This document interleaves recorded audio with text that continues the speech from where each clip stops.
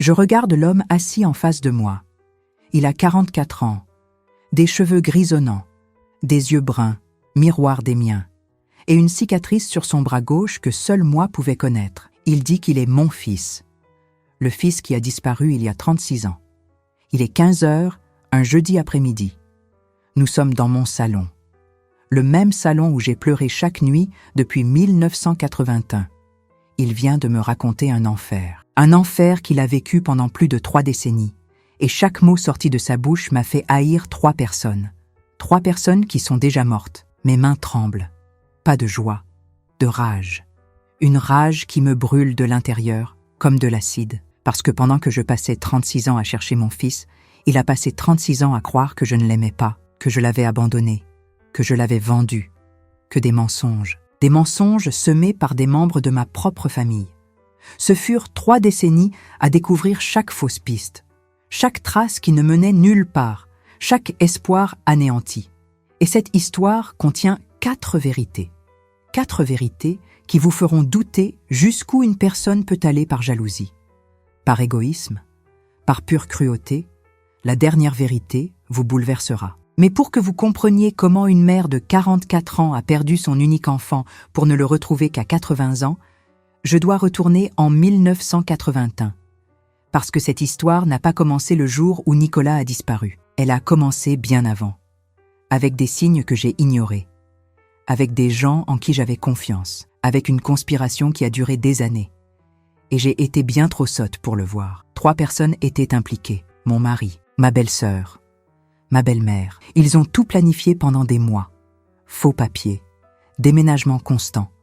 Un tissu de mensonges si bien construit que la police elle-même les a crus et a douté de moi.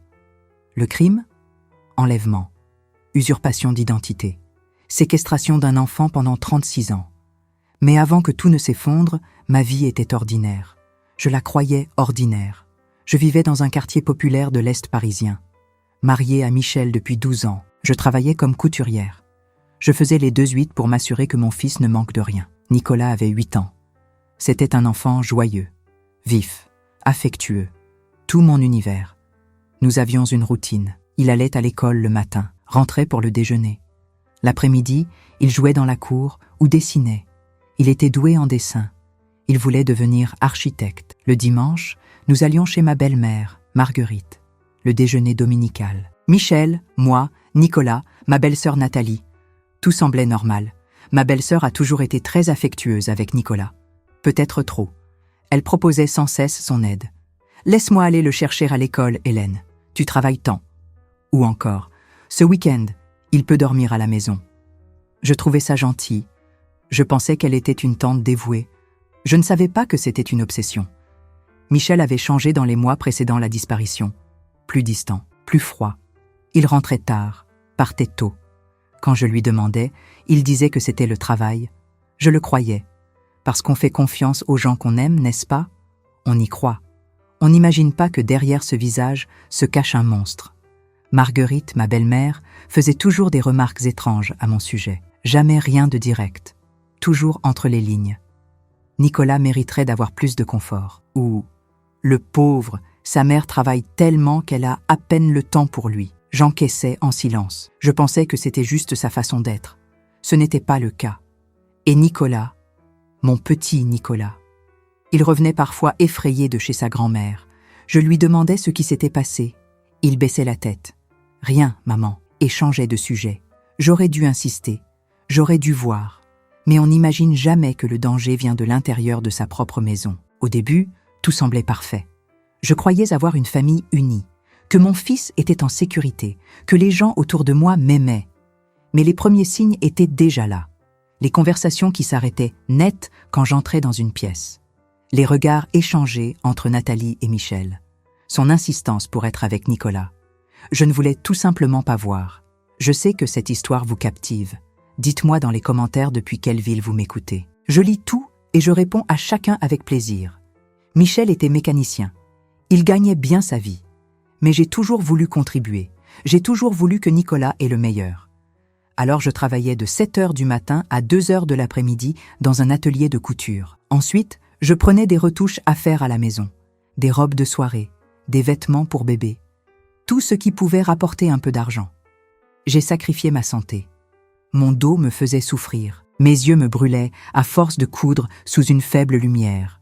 Mais chaque centime que j'économisais était pour l'avenir de mon fils, pour ses fournitures scolaires, pour ses vêtements, pour un avenir meilleur. Michel se plaignait. « Tu travailles trop, Hélène. Tu n'as même plus de temps pour ton mari. » Mais quand je disais que j'allais arrêter, il restait silencieux. Parce qu'au fond, il aimait l'argent supplémentaire. Il aimait sortir avec ses amis, s'acheter ses affaires. Pendant que je me tuais à la tâche, Nathalie était différente. Elle ne s'est jamais mariée, n'a jamais eu d'enfant. Elle vivait seule dans un petit appartement près de chez Marguerite, travaillait comme réceptionniste. Disait toujours qu'elle n'était pas faite pour les relations. Mais, avec Nicolas, elle était une autre personne. Ses yeux brillaient quand elle le regardait. Une lueur étrange. Elle lui achetait trop de cadeaux. Des jouets chers que Michel et moi ne pouvions pas nous offrir. Des vêtements de marque, des baskets importées. Je la remerciais. Je la trouvais généreuse. Mais maintenant, je sais. Elle était en train d'acheter mon fils. Elle était en train de planter dans sa tête qu'elle pouvait lui offrir plus que moi. Marguerite était la pire. Une femme dure, amère, veuve depuis 15 ans. Elle contrôlait tout dans la famille. Michel et Nathalie faisaient tout ce qu'elle ordonnait, et elle ne m'a jamais acceptée. Parce que j'étais pauvre, parce que je venais d'une famille modeste, parce que dans sa tête, son fils méritait mieux. Parfois, elle me le disait en face. Mon fils a fait un mariage au-dessous de sa condition. J'encaissais, parce que j'aimais Michel, parce que je ne voulais pas de conflit, parce que je pensais qu'avec le temps, elle finirait par m'accepter. Quelle idiote j'ai été. Les signes étaient tous là. Nicolas était devenu plus silencieux ces 3 derniers mois avant de disparaître. Lui qui était si bavard passait des heures en silence. Quand je lui demandais si tout allait bien à l'école, il se contentait de hocher la tête. « Tout va bien, maman », mais ce n'était pas vrai. Une fois, j'ai surpris une conversation entre Nathalie et Marguerite. J'étais dans la cuisine en train de préparer le café. Elles étaient au salon. Elles ne savaient pas que j'écoutais. « Cette femme ne s'occupe pas correctement du petit », a dit Marguerite. « Je sais, maman. Il mériterait tellement plus », a répondu Nathalie. Mon cœur s'est emballé, mais quand je suis entrée dans le salon avec le café, elles se sont tues. M'ont souri, comme si de rien n'était. J'ai fait semblant de n'avoir rien entendu. Tout a commencé à s'effondrer le 15 mars 1981, un mardi. Le ciel était gris. Une fine pluie tombait. Nicolas est parti de la maison à 7 heures du matin. Sac au dos. Uniforme de l'école. Il m'a embrassée sur la joue. « Au revoir, maman. Je t'aime. » Ce furent les derniers mots que j'ai entendus de sa bouche pendant 36 ans. Ce jour-là, Nathalie s'était proposée pour aller chercher Nicolas à l'école. « Tu travailles tant, Hélène. Laisse-moi le prendre aujourd'hui. » Je l'ai remerciée. J'ai dit oui, qu'elle pouvait l'emmener chez elle, que je passerais le chercher plus tard. Je n'ai plus jamais revu mon fils après ce jour. À 17 heures, j'ai appelé Nathalie. Le téléphone a sonné. Sonné. Personne n'a répondu. J'ai rappelé. Rien. À 18 heures, j'ai commencé à être nerveuse. À 19 heures, je suis allée à son appartement. J'ai frappé à la porte.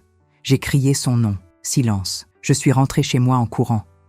Michel était là. Nicolas n'est pas rentré, ai-je dit, la voix tremblante. Il est devenu blême. Nous avons appelé Marguerite. Elle a dit qu'elle ne savait rien, que Nathalie n'était pas passée la voir. Nous avons appelé la police à 21 heures. C'est là que mon enfer a commencé. La police a fouillé tout le quartier, a parlé aux voisins, aux professeurs, aux camarades de Nicolas. Et c'est là que 3 personnes m'ont dit quelque chose qui a tout changé. Mais il s'est passé quelque chose que Nathalie n'avait pas prévu. 3 voisins avaient vu mon fils cet après-midi-là. Ils avaient vu Nicolas monter dans une voiture verte.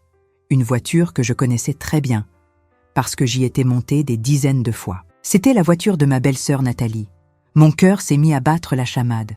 Ce n'était pas l'enlèvement d'un inconnu, ce n'était pas un accident, c'était quelqu'un de ma propre famille. À ce moment-là, j'ai arrêté de douter de moi-même et j'ai commencé à enquêter. Et ce que j'ai découvert était bien pire qu'un simple enlèvement. La police a interrogé Nathalie le lendemain. Elle s'est présentée au commissariat à 10 heures du matin.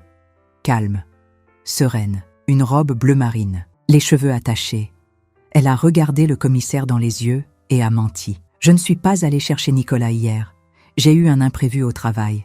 J'ai dû faire des heures supplémentaires. J'ai appelé Hélène pour la prévenir, mais elle n'a pas répondu. Mensonge. Elle ne m'a jamais appelé. Michel était à ses côtés, tenant la main de sa sœur, la défendant. Ma sœur ne ferait jamais de mal à un enfant, encore moins à Nicolas. Elle adore ce petit. Il m'a regardé avec colère, comme si j'inventais tout, comme si j'étais folle. Mais j'avais 3 témoins, 3 voisins qui avaient vu Nicolas monter dans la voiture verte, la voiture de Nathalie. Le commissaire l'a interrogée à ce sujet. Elle n'a pas scié. J'avais prêté ma voiture à mon cousin Fernando ce jour-là. Il avait des choses à régler. Ce doit être lui que les voisins ont vu, un autre cousin, un autre membre de la famille. La toile s'agrandissait.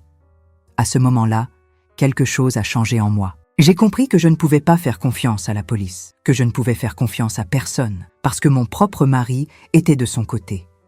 Parce que ma belle-mère s'est présentée au commissariat 1 heure plus tard en disant que j'étais instable, que je travaillais trop, que je ne m'occupais pas bien de Nicolas. Il me faisait passer pour la méchante. C'est là que j'ai décidé d'enquêter seule. En apparence, je suis restée la mère désespérée, pleurant, suppliant de l'aide, affichant des avis de recherche dans toute la ville, passant à la télévision pour demander des informations sur mon fils.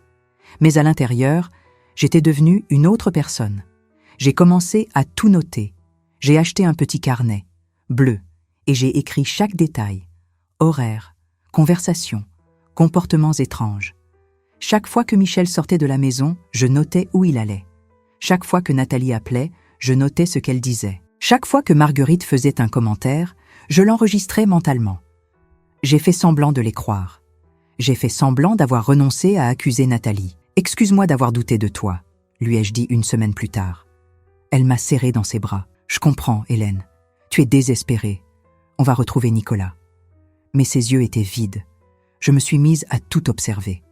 La façon dont Michel et Nathalie se regardaient. Les conversations qui cessaient quand j'entrais dans la pièce. Les appels que Marguerite recevait et auxquels elle répondait à voix basse. J'ai commencé à appeler chez ma belle-mère depuis des cabines téléphoniques, juste pour voir si elle répondait. Parfois, elle ne le faisait pas. Parfois, j'entendais des voix en arrière-plan avant qu'elle ne raccroche rapidement. Ils cachaient quelque chose. 3 mois ont passé. La police avait classé l'affaire. Ils ont dit qu'il n'y avait pas assez de preuves, que Nicolas s'était probablement enfui, que les enfants s'enfuient, parfois. J'ai eu envie de crier, de frapper la table. Mon fils avait 8 ans. Il ne s'est pas enfui. Il a été emmené. Mais ils ne m'ont pas écouté. C'était un après-midi de juin, 6 mois après la disparition. Marguerite m'a appelée pour me demander de l'aide. « Hélène, ma maison est sans dessus-dessous. Peux-tu venir m'aider à ranger ?» J'ai trouvé ça étrange. Elle ne me demandait jamais d'aide. Mais j'y suis allée. Parce que je voulais accéder à cette maison. Pendant qu'elle préparait le café dans la cuisine, je suis montée à l'étage. La porte de la chambre d'amis était entr'ouverte. Je suis entrée. J'ai commencé à ranger, plier des draps, organiser l'armoire. C'est là que j'ai vu la boîte. Une vieille boîte à chaussures, cachée dans un coin de l'armoire, sous des couvertures. Mon cœur s'est mis à battre. J'ai regardé vers la porte. Marguerite était toujours en bas. J'ai pris la boîte. Je l'ai ouverte. À l'intérieur, il y avait des papiers. Beaucoup de papiers. Et par-dessus tout, un carnet. Un carnet à la couverture noire. J'ai ouvert la première page. Et ce que j'ai lu m'a fait trembler de la tête aux pieds. Plan N, début, janvier 1981. N pour Nicolas. Janvier 1981. 2 mois avant la disparition de mon fils. J'ai lu les premières lignes. C'était l'écriture de Nathalie. Je l'ai reconnue sur le champ. Mais il y avait des notes dans la marge. D'autres écritures. L'écriture de Michel. L'écriture de Marguerite. Ils avaient tout planifié. Chaque détail était là. Date, horaire, stratégie. Et une phrase qui m'a tranché comme un couteau. Objectif. Retirer l'enfant d'un environnement inadapté et lui garantir l'avenir qu'il mérite. Environnement inadapté. J'étais l'environnement inadapté. Mon cœur battait si fort qu'il me faisait mal à la poitrine. Mes mains étaient moites.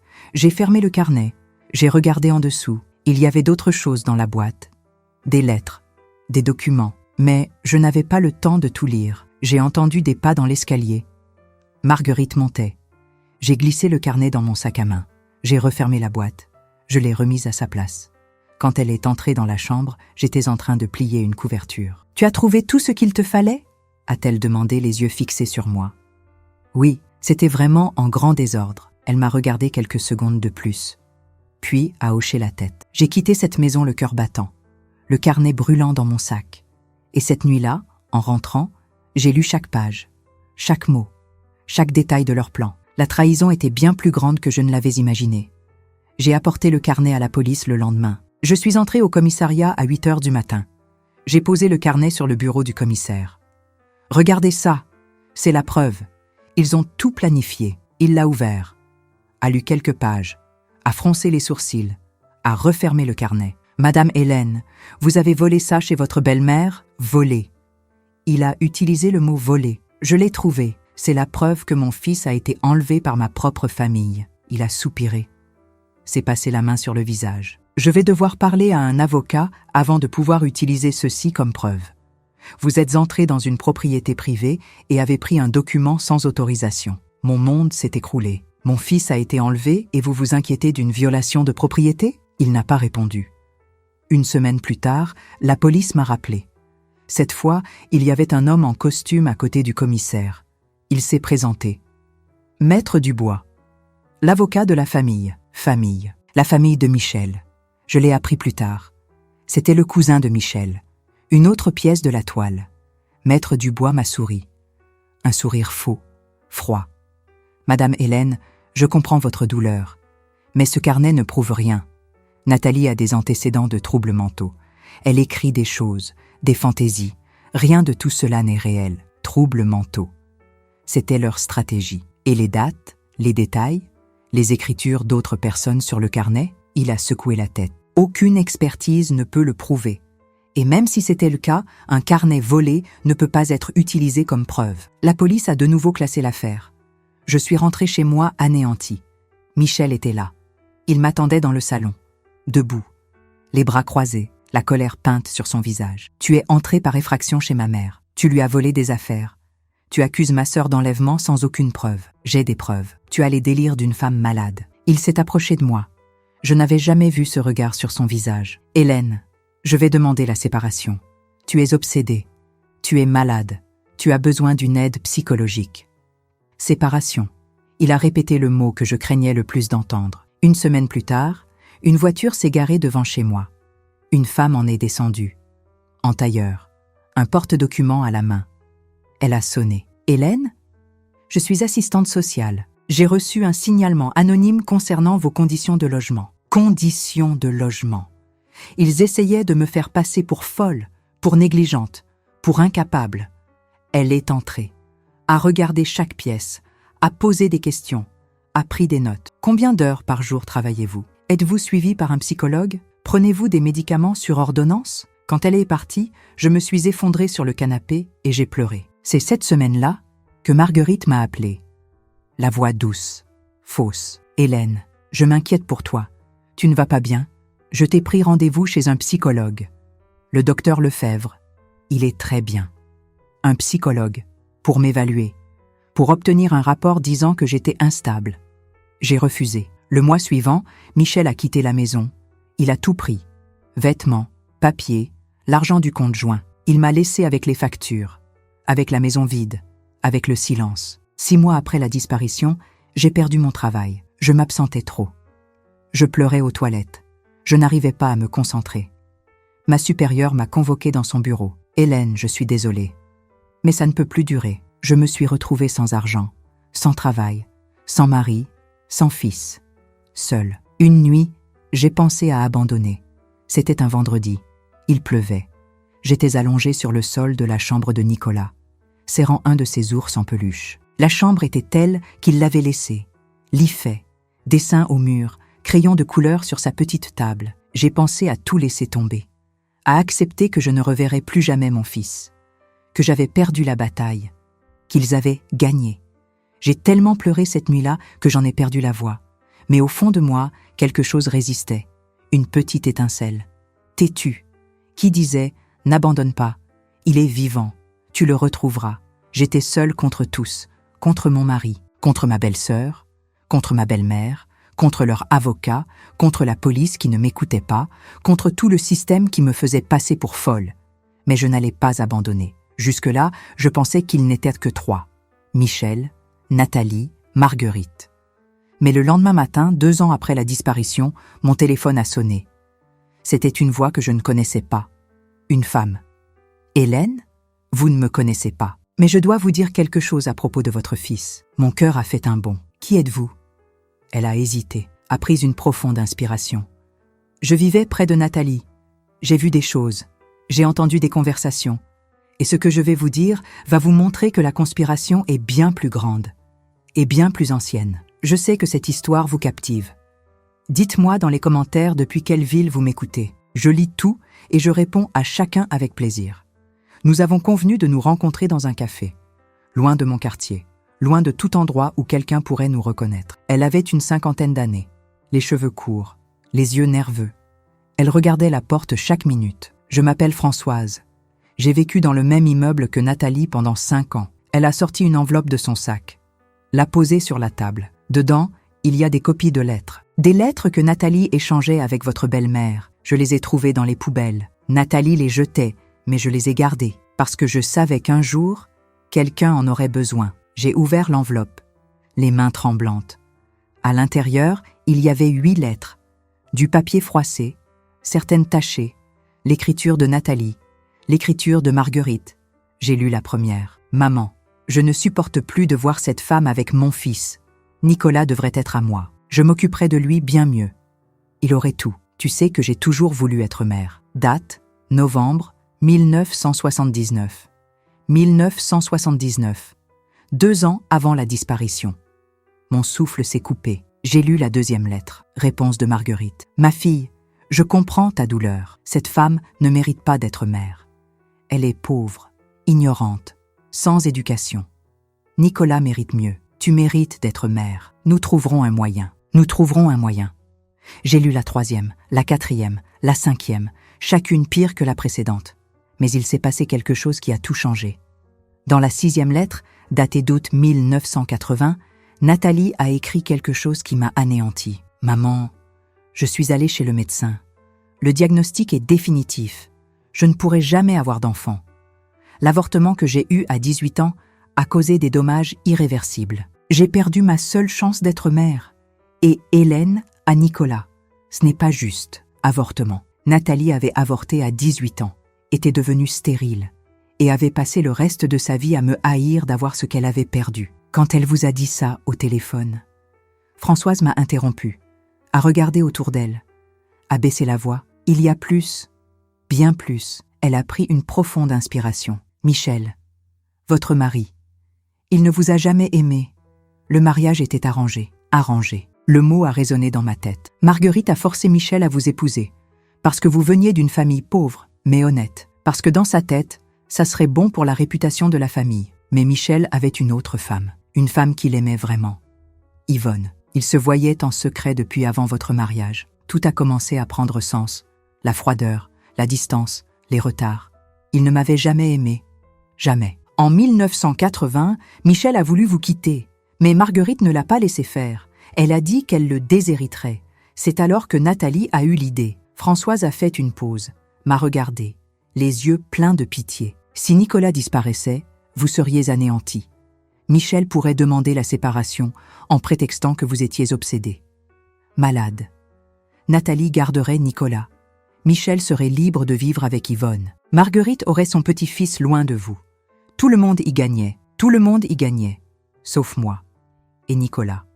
Ils ont tout planifié pendant 4 mois, de janvier à mars 1981.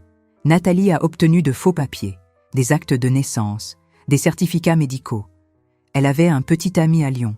Ils allèrent se faire passer pour un couple. Ils allaient déclarer Nicolas sous un autre nom. L'élever loin de Paris. 4 mois. Vivant dans ma maison, dormant dans mon lit, dînant à ma table, planifiant de me détruire. Michel savait tout. Il savait. Il a aidé, a donné de l'argent, a engagé Maître Dubois pour manipuler la police. Tout était calculé. J'ai eu la nausée, envie de vomir. Mon mari, le père de mon fils, avait vendu son propre fils pour se débarrasser de moi. Pourquoi ne l'avez-vous pas dit plus tôt ? Françoise a baissé les yeux. J'avais peur. Marguerite était puissante. Elle avait des relations. Je suis seule, pauvre. Qui m'aurait cru ? Mais maintenant, elle est morte. Nathalie est morte. Je peux parler. Attendez, Nathalie est morte? Oui. Il y a 2 ans. D'un cancer. C'est pour ça que je vous ai appelé maintenant. Parce qu'avant, j'avais peur. Mais maintenant, je peux vous aider à retrouver votre fils.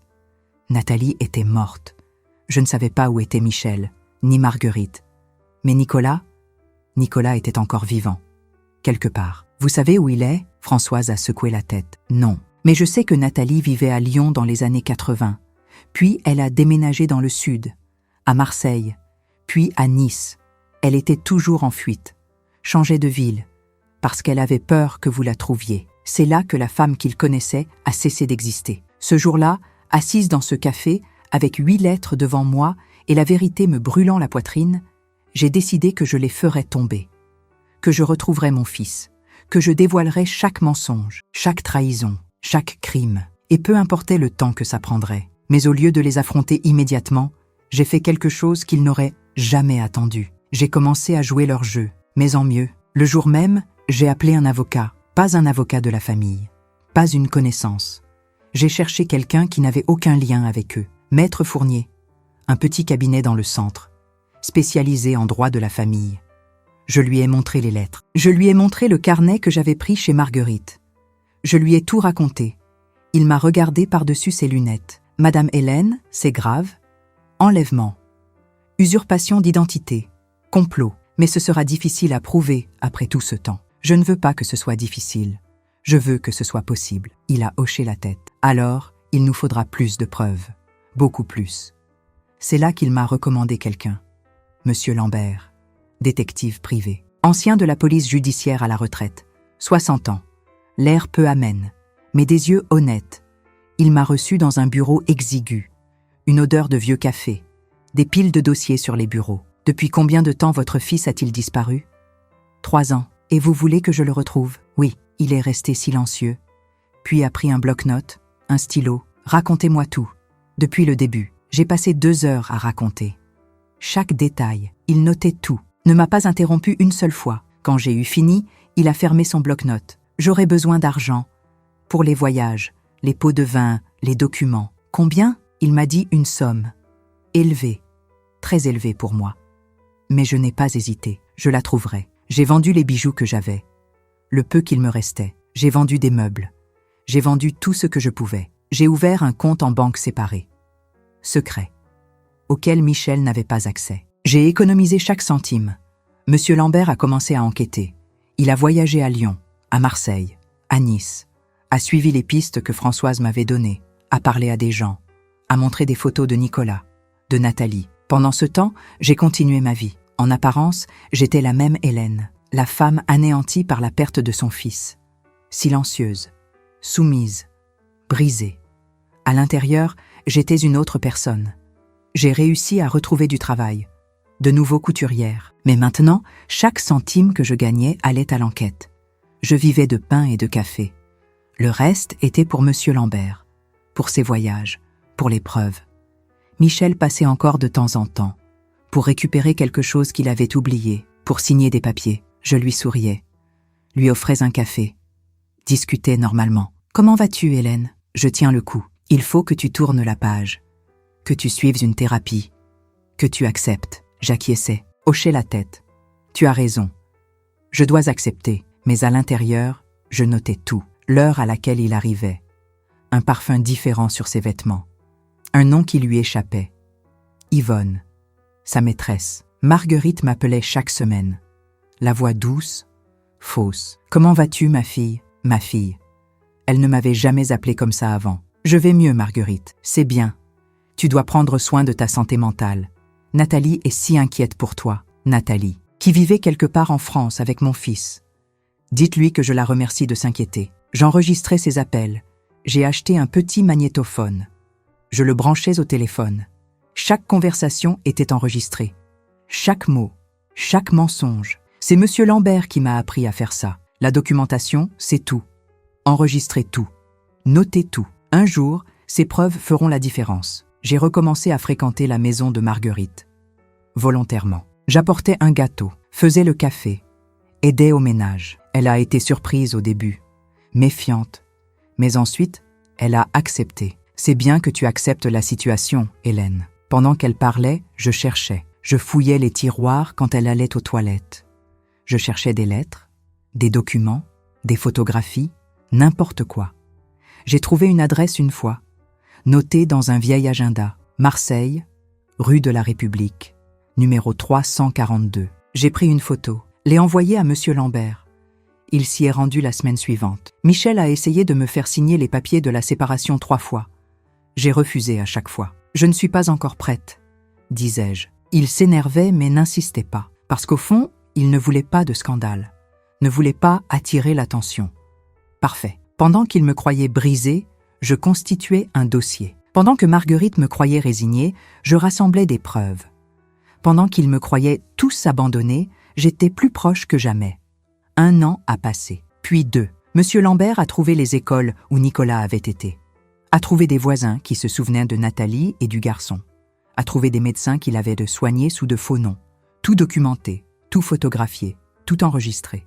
Je bâtissais un dossier, solide, irréfutable. Et puis, 15 ans après la disparition, j'ai reçu un appel.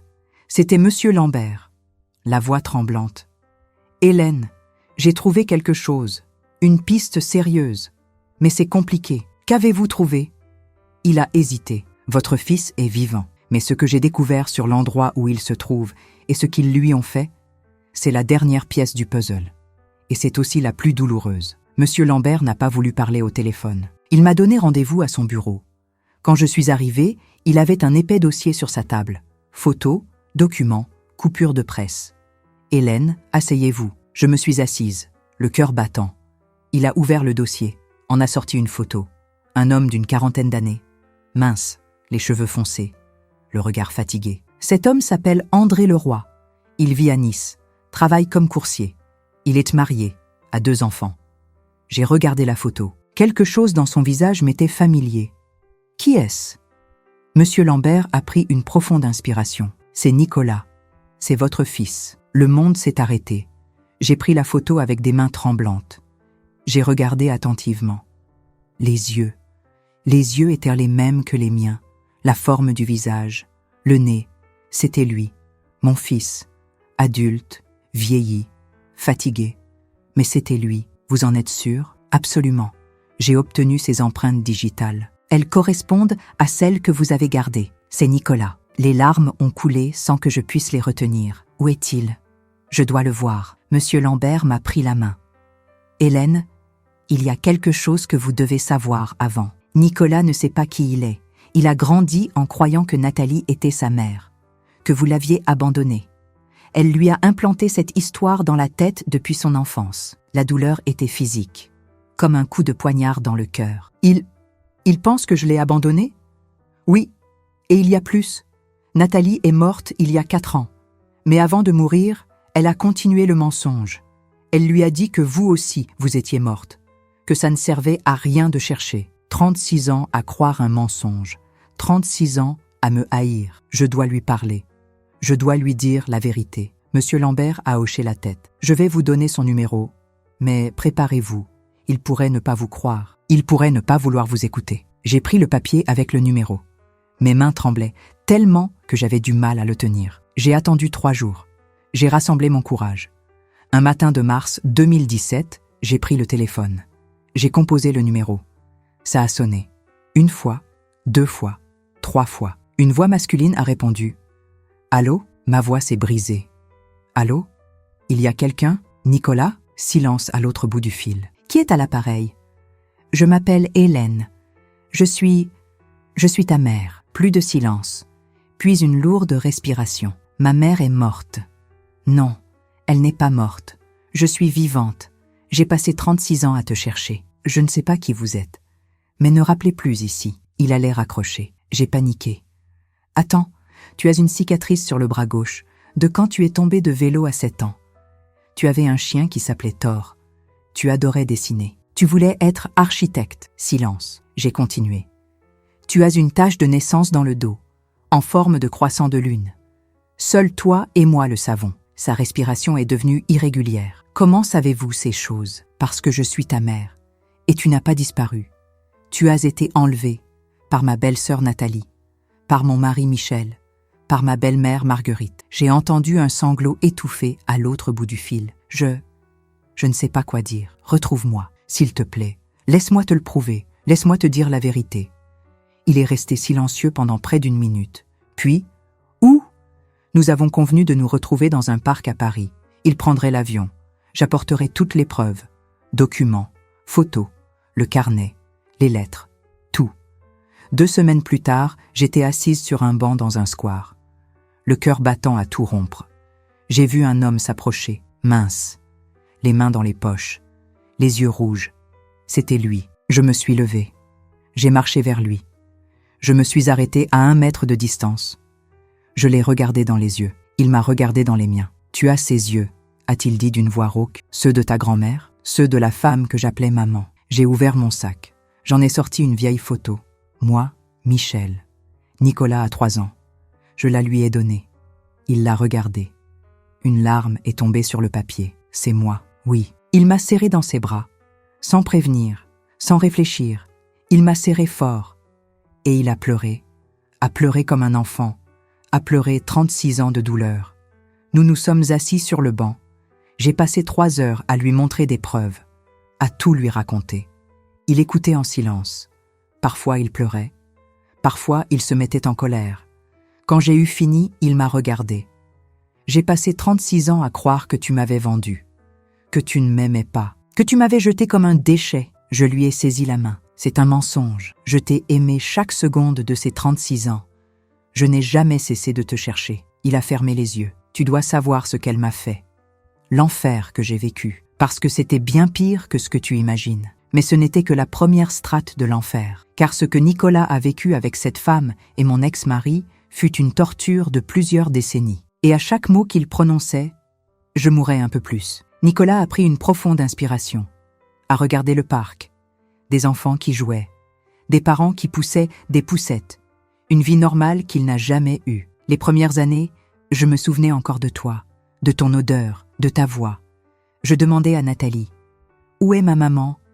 Elle disait que tu m'avais vendu, que tu avais besoin d'argent, que j'étais un fardeau pour toi. Mon cœur s'est brisé. On déménageait tous les 6 mois, parfois moins. Lyon, Marseille, Nice, Bordeaux, Lille. J'ai fréquenté 12 écoles différentes en 9 ans, chaque fois avec un nom différent. Mathieu, Pierre, Charles, André. Je ne savais pas qui j'étais. Il s'est passé la main sur le visage. Je ne pouvais pas avoir d'amis. Nathalie ne me laissait pas faire. Ne parle à personne. Ne raconte rien de ta vie. Ne fais confiance à personne. J'étais un enfant, seul, effrayé, croyant que le monde entier me voulait du mal. Et Nathalie était 2 personnes.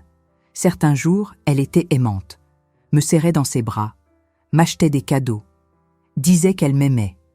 Le lendemain, elle criait, me frappait, m'enfermait dans ma chambre pendant des heures, disait que j'étais un ingrat, qu'elle m'avait sauvé de toi et que je ne l'appréciais pas. Il a essuyé ses yeux. Quand j'ai eu 14 ans, elle m'a mis au travail. Coursier, aide-boulanger, livreur, je travaillais après l'école. Je lui donnais tout mon salaire, chaque centime. Elle disait que je devais la rembourser pour ce qu'elle avait fait pour moi. La rembourser. Il a dû payer pour avoir été enlevé. À 16 ans, j'ai essayé de m'enfuir. J'avais économisé de l'argent en secret pendant des mois. 50 francs, 100 francs, je le gardais sous mon matelas. J'avais tout planifié. J'allais prendre un train pour Paris. J'allais te chercher. Mon cœur s'est accéléré. Qu'est-ce qui s'est passé? Elle l'a découvert. Je ne sais pas comment. Peut-être qu'elle avait des caméras. Peut-être qu'elle a fouillé dans mes affaires. La nuit où je devais m'enfuir, Michel était là. Michel. Il passait de temps en temps. Apportait de l'argent à Nathalie. Discutait avec elle. Ne me regardait jamais. C'était comme si je n'existais pas. Cette nuit-là, il m'a attrapé par le col de ma chemise, m'a jeté au sol, m'a donné un coup de poing au visage. « Tu ne vas nulle part !» Nathalie était derrière lui, riant. « Tu crois que ta mère veut de toi ? Elle est morte, Nicolas. Morte depuis des années, et elle ne se souvenait même plus de toi. » Nicolas a pleuré. Ils m'ont enfermé dans la chambre pendant 3 mois. La nourriture passait sous la porte.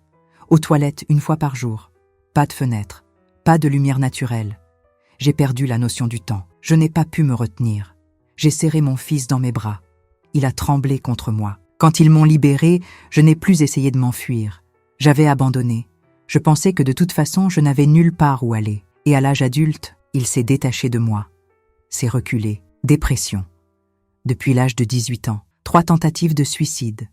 Médicaments, thérapie. Mais comment aller mieux quand toute votre vie est un mensonge? Je me suis mariée à 28 ans. Adriana. Elle est enseignante. C'est elle qui m'a sauvée. Quand Nathalie est morte, il y a 4 ans, je suis allée vider sa maison. Adriana était avec moi. Nous avons trouvé une boîte. Il a fait une pause. À l'intérieur, il y avait des coupures de journaux. Sur un garçon disparu à Paris. Nicolas, 8 ans, 1981. Il y avait une photo de toi, désespéré, suppliant pour avoir des informations. Adriana a tout lu, me l'a montré. Ce garçon, c'est toi. Cette femme, c'est ta mère. Tu as été enlevée. Je me suis effondrée. J'ai passé 2 semaines sans sortir du lit, parce que tout ce que je croyais était un mensonge. Tout. Il m'a regardé dans les yeux. J'avais peur de te chercher. Est-ce que tu voudrais de moi, après tout ce temps, après tout ça? Je lui ai pris le visage entre mes mains. Je n'ai jamais cessé de t'aimer. Pas une seule seconde. Il a hoché la tête, a pris une profonde inspiration. Il y a une chose que tu dois savoir sur Nathalie, sur la vraie raison pour laquelle elle a fait ça. J'ai froncé les sourcils. J'ai trouvé des dossiers médicaux dans la boîte. Nathalie avait subi un avortement à 18 ans. Elle est devenue stérile et la culpabilité la rongeait. Alors, elle a décidé que si elle ne pouvait pas avoir d'enfant, elle volerait le tien. J'ai brandi les lettres que Françoise m'avait données. Je sais. J'ai trouvé des lettres. Entre elle et ta grand-mère. Tout était planifié depuis des années. Nicolas a regardé les lettres. En a lu une, puis une autre. La colère grandissant sur son visage. Elles ont détruit nos vies par jalousie. Oui, mais plus maintenant. Parce que maintenant, nous avons la vérité. Et nous allons exposer chaque mensonge qu'elles ont raconté. Mais il restait une révélation, la plus douloureuse de toutes. Et elle concernait la vraie raison pour laquelle Nathalie me haïssait tant. Les jours suivants, Nicolas est resté dans un hôtel près de chez moi. Nous avons continué à nous voir tous les jours. Nous parlions pendant des heures. Il m'a parlé de ses enfants, d'Adriana, de la vie qu'il s'était construite malgré tout. Un après-midi, il est arrivé avec une boîte. J'ai trouvé d'autres choses. Chez Nathalie, j'ai tout gardé. Nous l'avons ouverte ensemble. À l'intérieur, il y avait des lettres. Beaucoup de lettres. Échangées entre Nathalie et Marguerite pendant 30 ans. Nicolas ne les avait jamais lues, n'en avait pas eu le courage. Nous les avons lues ensemble. La première datait de 1975, avant même que je n'épouse Michel. Maman, Michel va épouser cette femme pauvre, Hélène. Il ne l'aime pas, mais tu le forces. Pourquoi? Réponse de Marguerite. Parce que sa famille est honnête. Ce sera bon pour notre réputation. Michel comprendra avec le temps. Il doit oublier cette Yvonne. Yvonne, la maîtresse. J'ai continué à lire. Lettre de 1976, juste après la naissance de Nicolas. Maman, le bébé est né. Il est magnifique. J'aimerais tellement qu'il soit à moi. Une autre. 1978, quand Nathalie a appris son infertilité. Je suis allée chez le médecin aujourd'hui. Je ne peux pas avoir d'enfant. Les complications de l'avortement ont tout détruit. Je pleure toutes les nuits. Et Hélène à Nicolas. Elle qui ne voulait même pas tomber enceinte. Elle qui se plaint sans cesse de la fatigue. Ce n'est pas juste. Encore une. 1979. Maman, je suis obsédée par Nicolas. Je rêve de lui toutes les nuits. Je rêve qu'il est mon fils, qu'Hélène disparaît, que je peux l'élever. Réponse de Marguerite. Ma fille, je comprends ta souffrance. Cette femme ne mérite pas d'être mère. Nous trouverons un moyen. Et puis, la lettre la plus importante. Janvier 1981. Maman, Michel veut la séparation. Il est fatigué de faire semblant. Il veut vivre avec Yvonne. J'ai eu une idée. Et si Nicolas disparaissait? Hélène serait anéantie. Michel pourrait prétendre qu'elle est malade, demander la séparation. Et moi, je pourrais garder Nicolas. Réponse de Marguerite. C'est risqué, mais ça pourrait marcher. Je financerai tout. Les papiers, les déménagements, l'avocat. Ton frère est d'accord. D'accord. Michel était d'accord. Nicolas tenait les lettres avec des mains tremblantes. Ils ont planifié pendant 2 mois, chaque détail. Comment m'enlever? Où me cacher? Quel nom utiliser? Comment te détruire? Je l'ai regardé. Ils n'ont pas réussi à me détruire. Non, mais presque. Nous sommes restés silencieux. Puis Nicolas a parlé. Qu'est-ce qu'on fait maintenant? J'ai pris une profonde inspiration. On expose tout, chaque mensonge, chaque crime, mais elles sont déjà mortes. Nathalie l'est, Marguerite aussi, mais pas Michel. Et Maître Dubois, l'avocat, non plus. Et il y a plus. Il ne s'agit pas seulement de vengeance. Il s'agit de vérité, de justice. Il s'agit de montrer au monde que les mères ne doivent pas abandonner, que les enfants volés ont droit à la vérité. Nicolas a hoché la tête lentement. Comment ? Je connais une journaliste, Renata. Elle fait des reportages d'investigation. Nous allons lui raconter notre histoire, avec des preuves, des documents, des lettres, tout. J'ai appelé Maître Fournier, mon avocat. Je lui ai expliqué la situation. Il est resté silencieux un moment. Hélène, cela pourrait se transformer en procès. Pas contre Nathalie ou Marguerite, qui sont décédées, mais contre Michel, contre Maître Dubois. Il pourrait être inculpé même après tout ce temps. C'est ce que je veux. Il a soupiré. Alors faisons les choses bien. Je vais contacter le procureur de la République. Je vais engager une procédure posthume pour laver votre nom, parce que vous avez été traitée comme une mère négligente pendant des années. Monsieur Lambert nous a également rejoints. Il a apporté toutes les preuves qu'il avait recueillies pendant 15 ans. Photographies, témoignages, documents. Vous avez un dossier solide, a-t-il dit. Renata, la journaliste, a accepté de faire le reportage. Nous avons fixé une interview. Elle serait filmée, diffusée nationalement. Une grande plateforme, une audience de plusieurs millions. Nicolas était nerveux. Je vais devoir parler de tout, seulement si tu le veux. Mais ta voix compte. Ton histoire compte. Il a pris une profonde inspiration. Alors je parlerai. Parce que si cela peut aider un enfant, une mère, une famille, ça en vaut la peine. Adriana est arrivée de Nice pour le soutenir. Les 2 enfants sont restés avec sa mère.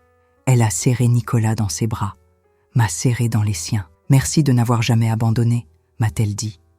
Les jours suivants, nous avons tout préparé, organisé les documents, répété nos interventions, revu la chronologie. Et puis le jour est arrivé. L'interview aurait lieu un jeudi, à 15h, chez moi.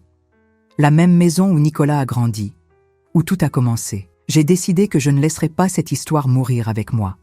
Parce que si Nathalie, Michel et Marguerite ont emporté des secrets dans leur tombe, Nicolas et moi portons des cicatrices. Et ces cicatrices méritent d'avoir une voix. C'est jeudi. 15h, je suis assise dans mon salon. Le même salon où j'ai pleuré chaque nuit pendant 36 ans. Nicolas est à mes côtés. 44 ans, cheveux grisonnants, yeux bruns, miroir des miens. Cicatrice sur le bras gauche. Mon fils. Devant moi, sur la table basse, il y a tout. Toutes les preuves. Le carnet à couverture noire que j'ai volé chez Marguerite. Plan N, début, janvier 1981. Les 8 lettres que Françoise m'a données. Les 30 lettres que Nicolas a trouvées chez Nathalie. Faux papier. Acte de naissance avec des noms différents. Photos. Ancienne coupure de presse. 36 ans de mensonges étalés sur du papier jauni. Nicolas tient un carnet entre ses mains, un journal intime. Il a écrit pendant toutes ces années. Chaque mensonge que Nathalie m'a raconté est ici, m'a-t-il dit hier. Chaque jour où j'ai souffert. Chaque fois où j'ai pensé à abandonner. Mes mains tremblent. Pas de peur, de rage, de justice. Parce que dans 10 minutes, la journaliste va arriver. Dans 15 minutes, nous commencerons à enregistrer. Et dans 1 heure, le monde entier connaîtra la vérité. C'est pour cela que cet homme est ici. C'est pour cela que j'ai passé 36 ans à chercher. C'est pour cela que je n'ai jamais abandonné. Michel est vivant. Il vit à Toulouse avec Yvonne. Retraité. Menant une vie tranquille, pensant que le passé est enterré. Il ne sait pas que dans quelques semaines, cette interview sera diffusée. Il ne sait pas que la police enquête déjà, que Maître Fournier a déjà porté plainte. Maître Dubois aussi, l'avocat corrompu, cousin de Michel. Il a toujours son cabinet, exerce toujours, pensant que personne ne se souvient. Mais Maître Fournier l'a déjà dénoncé au barreau. Sa licence va être révoquée. « Tu es prête ?» demande Nicolas à voix basse. Je le regarde. Je me prépare à ça depuis 36 ans. Il me serre la main. J'ai peur d'exposer tout ça, que les gens jugent, qu'ils disent que j'aurais dû m'en rendre compte plus tôt. Tu étais un enfant, une victime. Personne ne te jugera. Il secoue la tête. Mais je sais qu'il a peur. Adriana est dans la cuisine en train de faire du café. Elle est notre soutien, notre force. Je regarde par la fenêtre. Une voiture s'arrête devant la maison. C'est Renata, la journaliste. Elle descend avec une petite équipe, 2 cadreurs, un producteur. Mon cœur s'accélère. Je regarde l'horloge. 15h05. Plus que 5 minutes. Quand je partirai d'ici aujourd'hui, je veux que chaque mère qui a perdu un enfant sache qu'elle n'est pas seule, dis-je. Nicolas me regarde. Et je veux que chaque enfant volé sache que quelqu'un le cherche. Toujours, la sonnette retentit. Adriana va ouvrir. J'entends des voix, des salutations, des pas qui entrent dans la maison. Renata apparaît dans le salon. La quarantaine. Cheveux courts, regard déterminé. Elle nous salue, nous serre la main. Vous êtes sûr ? Une fois que ce sera diffusé, il n'y aura pas de retour en arrière. Je regarde Nicolas. Il me regarde. 36 ans de silence, ça suffit, dis-je. Renata sourit, un sourire triste mais compréhensif. Alors, commençons. L'équipe entre, positionne les caméras, règle les lumières, teste les micros. Nicolas est tendu, sa jambe tremble, ses mains sont moites. Je lui tiens la main. J'ai perdu 36 ans de ta vie. Je ne t'ai pas vu grandir, obtenir ton diplôme, te marier, connaître mes petits-enfants. Il me serre la main en retour. Mais tu n'as jamais renoncé à moi. Ça vaut plus que 36 ans. Un cadreur fait signe. Ils sont prêts. Renata s'assoit en face de nous, met son micro, arrange ses papiers, regarde la caméra. On tourne dans 3, 2, 1. La lumière rouge de la caméra s'allume. Renata nous regarde. Hélène. Nicolas, merci d'être ici. Commençons par le début. Hélène, comment s'est passée la journée où votre fils a disparu ? Je prends une profonde inspiration. Je regarde la caméra, les millions de personnes qui vont regarder, et je commence à raconter. Chaque détail, chaque mensonge, chaque crime. J'entends des pas dehors, d'autres personnes qui arrivent. Maître Fournier, Monsieur Lambert, des témoins qui ont accepté de déposer. C'est l'heure. Je regarde mon fils et lui serre la main. Nous allons raconter l'enfer que nous avons vécu, et nous allons renverser la table. Je prends une profonde inspiration. La caméra est allumée. La lumière rouge clignote. Renata me regarde avec ce regard qui dit « C'est maintenant ». Le 15 mars 1981, je commence. C'était un mardi. Une fine pluie tombait. Mon fils Nicolas est parti de la maison à 7h du matin. 8 ans. Sac au dos. Uniforme de l'école. Il m'a embrassé sur la joue. A dit « Je t'aime, maman ». Ce furent les derniers mots que j'ai entendus de lui pendant 36 ans. Ma voix se brise. Nicolas me serre la main. Ce jour-là, ma belle-sœur Nathalie s'était proposée pour aller chercher Nicolas à l'école. J'ai accepté, parce que je lui faisais confiance, parce qu'elle était de la famille. À 17h, je l'ai appelée. Personne n'a répondu. À 19h, je suis allée à son appartement. J'ai frappé à la porte. J'ai crié « Rien !» C'est là que j'ai compris. Mon fils avait disparu. Renata se penche en avant. Et la police ? Nous les avons appelés à 21h. Ils ont fouillé tout le quartier. Et 3 voisins ont dit qu'ils avaient vu Nicolas monter dans une voiture verte, la voiture de Nathalie. Je prends le premier document sur la table. Ma main tremble. Voici le rapport de police. C'est écrit ici. Des témoins ont vu l'enfant monter volontairement dans un véhicule connu. Mais quand ils ont interrogé Nathalie le lendemain, elle a menti. A dit qu'elle avait prêté la voiture à son cousin. A dit qu'elle n'était pas allée chercher Nicolas. Renata prend le papier, le lit. La caméra se concentre sur le document. Et vous l'avez cru ? Non. Mais la police l'a cru, parce que l'avocat de la famille les a convaincus. Maître Dubois, le cousin de mon mari, il a manipulé toute l'affaire. Je prends un autre document. Mes mains tremblent encore plus. 3 mois plus tard, j'ai trouvé ça. Je pose le carnet à couverture noire sur la table. La caméra fait un gros plan. Ce carnet était caché chez ma belle-mère. Je l'ai volé. Parce que j'avais besoin de preuves. J'ouvre à la première page. Plan N. Début, janvier 1981. N pour Nicolas. Janvier. 2 mois avant la disparition de mon fils. Je lis à voix haute. Chaque mot me brûlant la gorge. Jour 15. Nathalie cherche Nicolas à l'école. Voyage pour Lyon le même jour. Faux papier prêt. Nouveau nom. Mathieu. Tout était planifié. Chaque détail. La voix de Renata est choquée. Ils ont planifié l'enlèvement pendant 2 mois ? Oui. Nathalie. Mon mari Michel.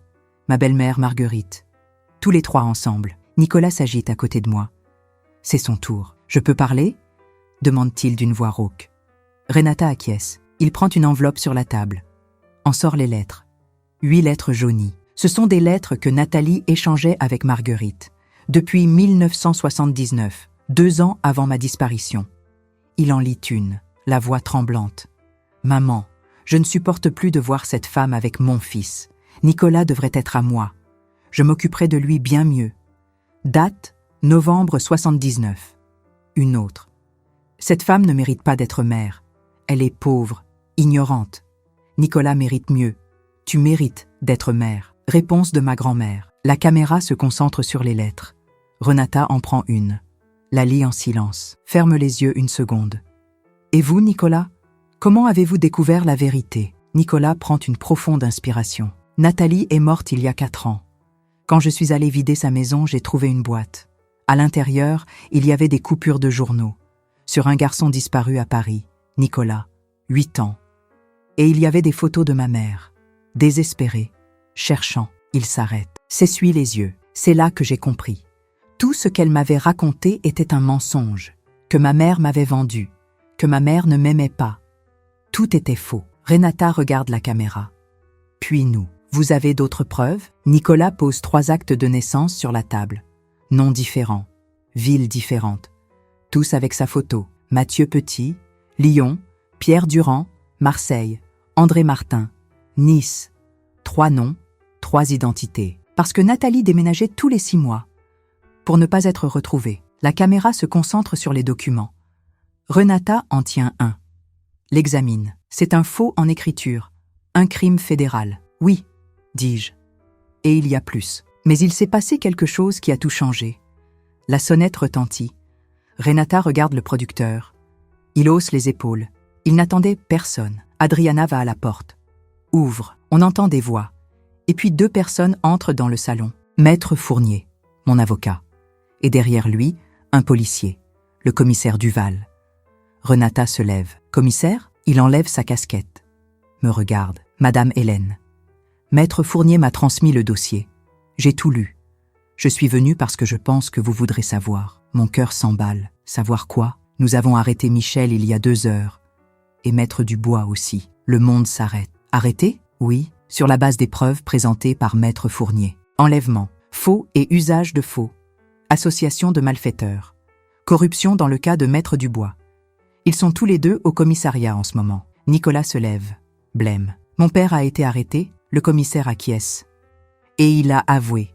Tout. Quand je lui ai montré les lettres, les documents, il s'est effondré.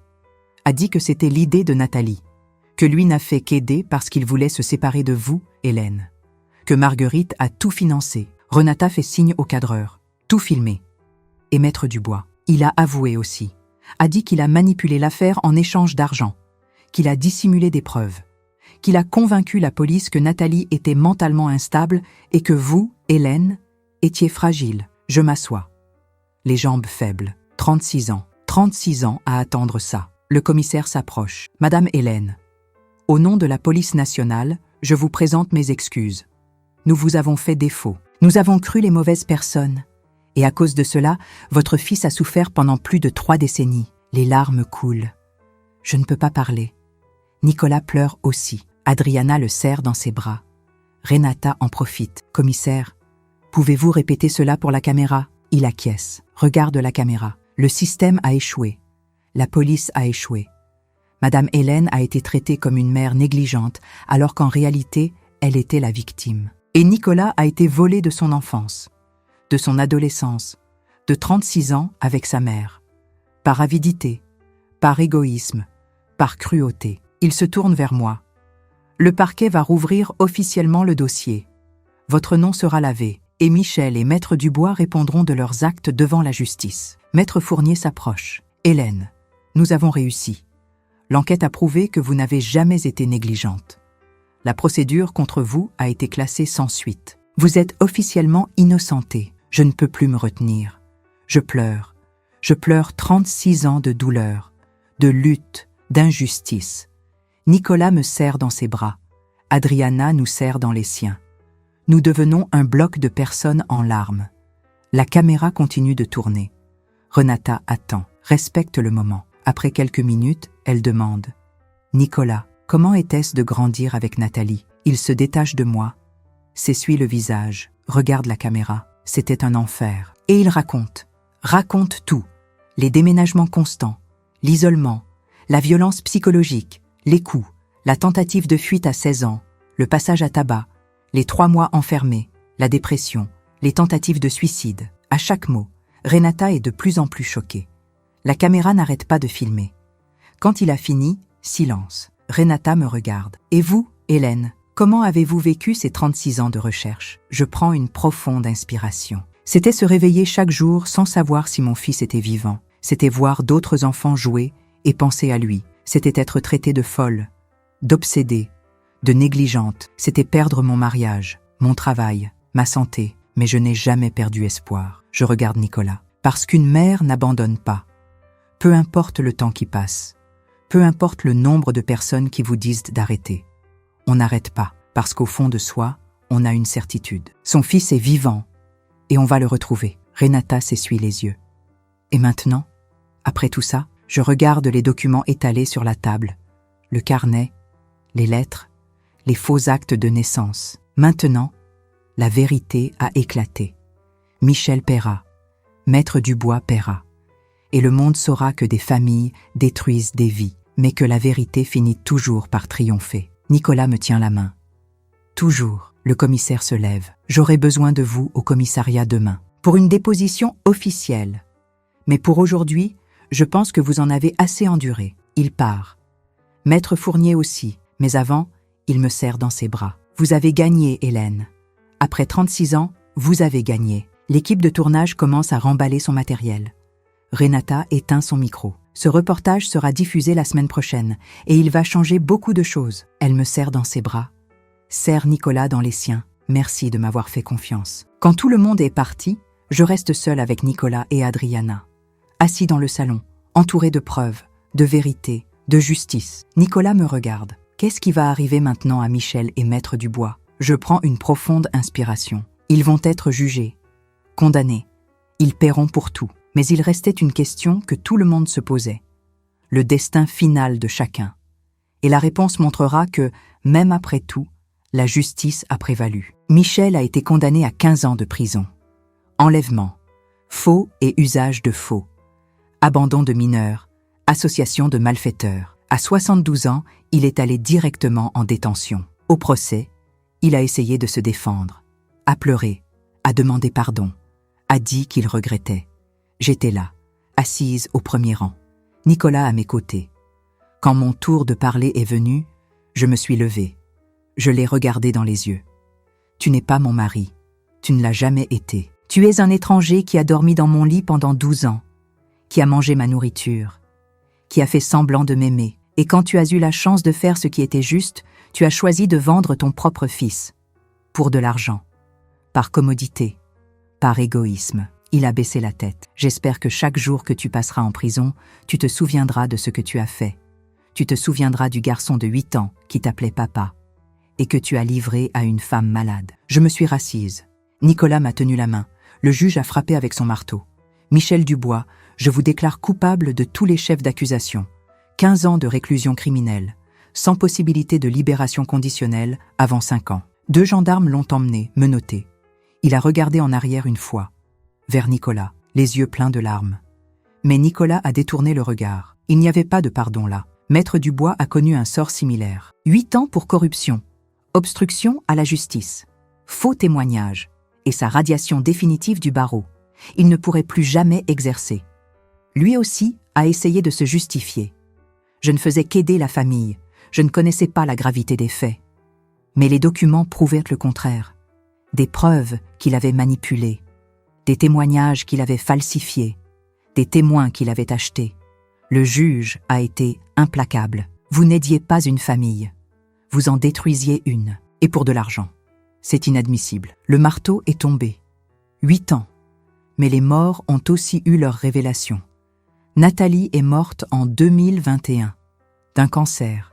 48 ans. Elle a passé les 6 derniers mois alitée, seule. Nicolas était obligé de s'occuper d'elle. Sur son lit de mort, quelques jours avant de s'éteindre, Nicolas a rassemblé son courage. « Pourquoi as-tu fait ça? Pourquoi m'as-tu volé à ma mère ?» Elle l'a regardé, les yeux caves, la peau jaunâtre. « Parce que tu étais à moi.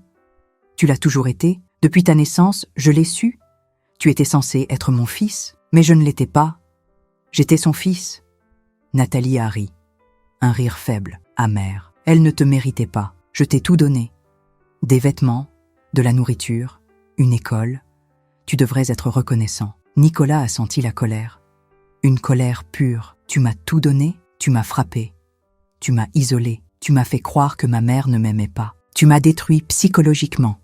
Ce n'est pas tout donné. C'est de la torture. Elle a fermé les yeux. J'ai fait de mon mieux. Ce furent ses dernières paroles. Elle est morte 3 jours plus tard. Seul, Nicolas n'était pas là. Il n'a pas voulu y être. Il y avait 5 personnes à l'enterrement. Nicolas n'y est pas allé. Moi non plus. Michel s'est montré, a pleuré, a dit de belles paroles. Hypocrite jusqu'au bout. Marguerite a connu un sort similaire. Morte en 2010. 92 ans. Crise cardiaque foudroyante. Seule chez elle. Quand on l'a trouvée, 2 jours plus tard, le corps était déjà en décomposition. Personne ne s'était inquiété de son absence. Personne n'avait appelé pour prendre des nouvelles. À l'enterrement, seulement 7 personnes, des cousins éloignés. Aucun ami. Michel et Nathalie étaient là. Moi, pas. Des années plus tard, quand Nicolas a trouvé ses lettres, il en a lu une qui m'a glacé le sang. Datée d'1 semaine avant sa mort. Dieu, s'il existe, sait que j'ai bien agi. Nicolas est mieux loin de cette femme. Je ne regrette rien. Elle ne regrettait rien. Morte sans remords, sans culpabilité, pensant qu'elle avait fait ce qu'il fallait. Mais la justice ne s'est pas arrêtée à leur mort. Le reportage de Renata a été diffusé 2 semaines après l'interview. Audience nationale. 5 millions de vues la première semaine. 10 millions en 1 mois. C'est devenu viral. Réseaux sociaux, journaux, magazines. Tout le monde en parlait. Une mère cherche son fils pendant 36 ans et découvre un complot familial. Le système a abandonné une mère qui n'a jamais renoncé. Enfant enlevé par sa propre tante. L'affaire qui a choqué la France. Les messages ont commencé à affluer. Des centaines, des milliers. Des mères qui avaient perdu leurs enfants, qui cherchaient, qui se sentaient seules, qui pensaient être folles. Votre histoire m'a donné la force de continuer. Cela fait 10 ans que ma fille a disparu. Je continuerai à chercher. Merci de montrer que nous ne sommes pas seuls. Nicolas a également reçu des messages de personnes qui avaient été enlevées dans leur enfance, qui avaient découvert la vérité tardivement, qui avaient vécu dans le mensonge. On m'a aussi volé à ma famille. Votre histoire m'a poussé à chercher ma mère. Je l'ai retrouvée. Merci. Une association de recherche d'enfants disparus m'a contacté. Ils voulèrent mon aide. Voulaient que je parle à d'autres mères, que je leur donne de l'espoir. J'ai accepté. J'ai commencé à voyager, à donner des conférences, à parler avec des familles, à raconter mon histoire. Nicolas m'accompagnait parfois. Nous avons aidé à retrouver 3 enfants en 2 ans. 3 familles réunies. 3 miracles. Un député a proposé une loi. La loi Nicolas. Une plus grande rigueur dans les enquêtes sur les disparitions d'enfants impliquant la famille. Interdiction des classements sans suite rapide. Obligation d'enquêter sur tous les membres de la famille. La loi a été votée, promulguée, est entrée en vigueur. Nicolas a pleuré en l'apprenant. Mon nom va aider d'autres enfants. Oui, il les aidera. Aujourd'hui, 4 ans après nos retrouvailles, nous avons une routine. Nicolas vit à Nice, moi à Paris. Mais nous nous parlons tous les jours. Par téléphone, en vidéo, par message. Il vient me voir, 1 fois par mois. Amen Adriana. Amen les petits-enfants. Léo, 7 ans. Chloé, 5 ans. Il m'appelle Mamie. Et chaque fois que j'entends ce mot, mon cœur se remplit. Léo a les yeux de Nicolas. Chloé a mon sourire. Mamie, raconte-nous encore l'histoire de quand papa était petit, demande Léo à chaque visite. Et je raconte. L'histoire du garçon de 8 ans qui adorait dessiner. Qui voulait être architecte? Qui était affectueux et vif? Et après, qu'est-ce qui s'est passé? Demande Chloé, les yeux grands ouverts. Après, de méchantes personnes ont fait de méchantes choses. Mais mamie n'a jamais arrêté de chercher papa. Et après très très longtemps, je l'ai retrouvé. Et maintenant, tout va bien? Demande Léo. Je regarde Nicolas. Il me regarde. Maintenant, tout va bien. Ce n'est pas toute la vérité. Ça fait encore mal. J'ai encore des cauchemars. Je me réveille encore parfois en pleurant. 36 ans ne s'effacent pas. Nicolas aussi. Il suit encore une thérapie. Prend des médicaments pour la dépression, a des crises d'angoisse. Mais nous sommes ensemble. Et c'est suffisant. Un après-midi, assis sur le canapé, Nicolas me demande « Tu me pardonnes ?» Je fronce les sourcils. « Te pardonner quoi ? D'y avoir cru. De ne pas t'avoir cherché plus tôt. de ne pas m'être rendu compte. Je lui prends le visage. Tu étais un enfant, une victime. Il n'y a rien à pardonner. Il pleure. Et je pleure avec lui. Je t'aime, maman. Je t'aime aussi, mon fils. Je t'ai toujours aimé. Je t'aimerai toujours. Aujourd'hui, j'ai 84 ans. Nicolas en a 48. Nous avons perdu 36 ans ensemble. Mais nous avons gagné le reste de nos vies. Michel est toujours en prison. Il sortira à 87 ans. S'il survit. Maître Dubois est sorti il y a 1 an. Il vit seul. Travaille comme assistant administratif. Personne ne veut l'embaucher. Nathalie et Marguerite sont mortes. Mais leurs mensonges ont été exposés. Leurs crimes révélés. Leurs noms salis à jamais. Et Nicolas et moi, nous sommes vivants. Ensemble. Avec la vérité de notre côté. Nous avons visité la tombe de Nathalie une fois. Pas pour pardonner, mais pour clore le chapitre. Nicolas a déposé une fleur. Ce n'est pas pour toi, c'est pour l'enfant que j'étais, qui a souffert entre tes mains. Cet enfant mérite la paix. Nous sommes partis de là main dans la main.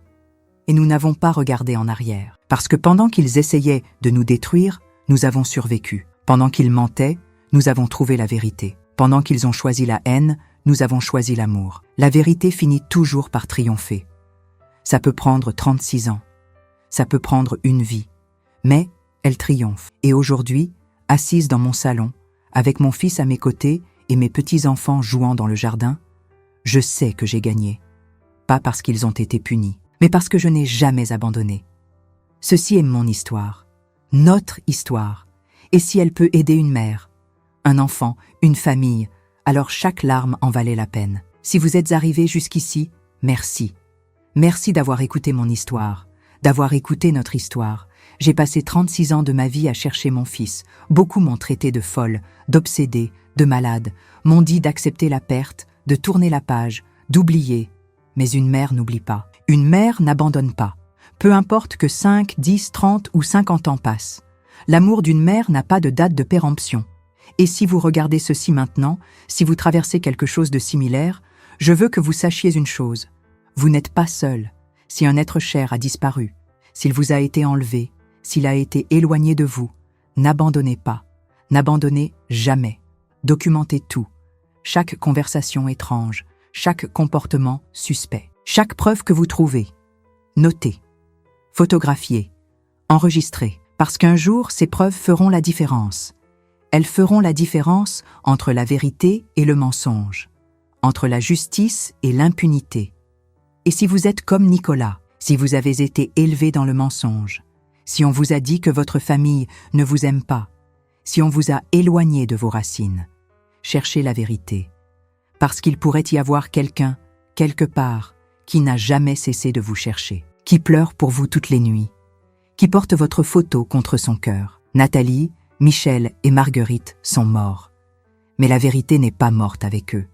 La vérité est ici, vivante, palpitante, dans chaque mot que j'ai prononcé, dans chaque document que j'ai montré, dans chaque larme que j'ai versée.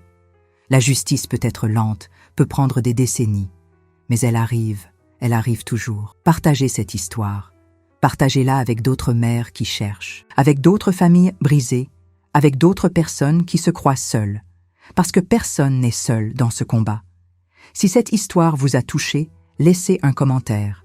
Racontez votre expérience, votre douleur, votre espoir, parce que chaque histoire compte, chaque voix compte. Abonnez-vous à la chaîne, activez les notifications, parce que des histoires comme celle-ci doivent être racontées, doivent être entendues, doivent être rappelées. Aujourd'hui, j'ai 84 ans. Mon fils en a 48. Nous avons perdu 36 ans ensemble, mais nous avons gagné le reste de nos vies. Et aucune Nathalie, aucun Michel, aucune Marguerite de l'enfer ne peut nous enlever ça. La vérité triomphe toujours. Toujours. Ne sous-estimez jamais la force d'une mère qui aime. Jamais.